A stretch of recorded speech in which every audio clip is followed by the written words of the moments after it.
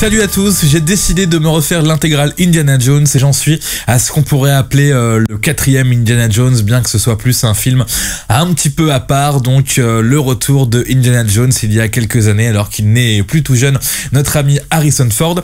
Indiana Jones c'est le royaume du crâne de cristal. La dernière fois que je l'avais vu c'était au cinéma et il me semble que avant d'aller le voir au cinéma, eh bien je m'étais fait le délire de regarder juste avant les 3 premiers Indiana Jones. Là c'est un petit peu ce que je viens de refaire, sauf que celui-ci cette fois-ci je l'ai regardé en DVD. Quand je l'avais vu au cinéma, j'avais trouvé ça limite mais correct. Et là, en le regardant après avoir revu la magie des 3 premiers, eh bien, je dois dire que voilà, ça le fait pas du tout. C'est extrêmement triste, je trouve. Même si j'avais aimé le film au cinéma, que j'ai trouvé que c'était un divertissement correct, je trouve qu'il ne s'inscrit pas du tout dans la saga Indiana Jones. Il y a plein de choses qui fonctionnent quand même, des petits clins d'œil, des petits trucs, mais il y a surtout beaucoup de choses qui ne fonctionnent pas. Par exemple, c'est que là, on va retrouver Indiana Jones, donc les autres aventures se passaient dans les années 35, 36, 37, 38 à peu près quoi. Et là, on retrouve Indiana Jones dans la continuité des choses, c'est-à-dire, je sais pas, une vingtaine d'années après. Et donc, on tombe en plein dans la guerre froide, on tombe sur un Indiana Jones, visiblement, on nous explique à peu près, qui est un ancien de la CIA ou d'une agence comme ça, qui a combattu un petit peu pour la guerre froide, pourrait-on dire. Il est un petit peu agent secret, infiltré. Et donc, on le retrouve dans cette situation-là et on aimerait bien en savoir plus. On nous l'explique brièvement que après ce qui s'est passé dans la trilogie originale, eh bien, il a fait autre chose, mais ça a du mal à passer tout ça. Après, il y a des choses qui sont plutôt bien vues. Le retour de Marion, la fameuse Marion du premier film Indiana Jones et les aventuriers de l'Arche perdue. La même actrice, elle est de retour, on la reconnaît, c'est sympa. Donc c'est un beau clin d'œil, sauf que parfois, eh bien, ça tourne à la nostalgie un petit peu facile, un petit peu débile. On a l'impression de voir le vieil Indiana Jones qui retrouve l'une de ses conquêtes quand il était très jeune et lui-même est très nostalgique et s'est téléphoné le fait qu'à la fin ils vont sûrement se faire un petit bisou. Donc de ce côté-là, j'ai trouvé que ça fonctionnait pas du tout.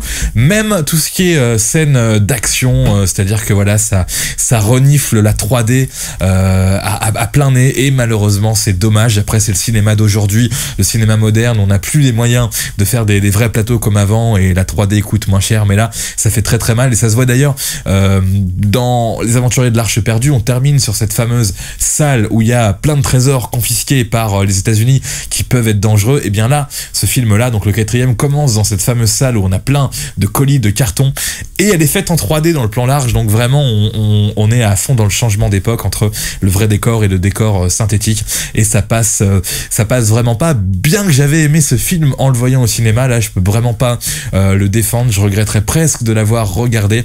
C'est totalement à part des autres films de la trilogie originale Indiana Jones, c'est pas la même époque. Harrison Ford a vraiment trop vieilli. Vous verrez au début du film, alors je sais pas si on essaye de lui faire une tenue hommage aux autres Indiana Jones, mais même la tenue, la petite chemise, le pantalon, le chapeau, on a l'impression de voir un paysan alors qu'on avait l'impression de voir un aventurier dans les premiers Indiana Jones. Donc vraiment gros bad trip sur ce film qui en plus, moi j'aime bien les autres Indiana Jones, concrètement quand il se bat contre les nazis avant la Seconde Guerre mondiale. Là on aurait pu imaginer dans ce film là qu'ils se battent contre les néo-nazis, ce qui n'est pas vraiment le cas. Il se bat donc, puisqu'on est en plein dans la guerre froide, contre les Russes, contre une espèce de générale complètement folle. Alors là, oui, comment elle s'appelle, Cate Blanchett, cette actrice américaine qui joue la fausse russe.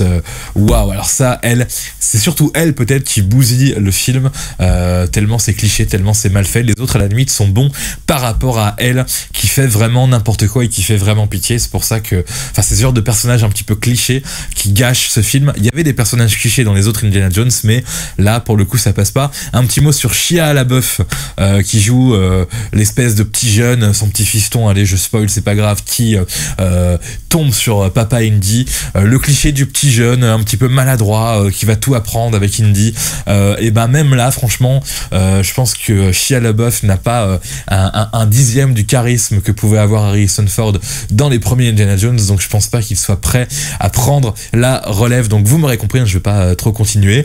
Indiana Jones c'est le royaume du crâne de cristal qui part dans des délires un petit peu extraterrestres en plus, il faut le dire, ça vous le verrez en regardant le film, mais il faut le dire.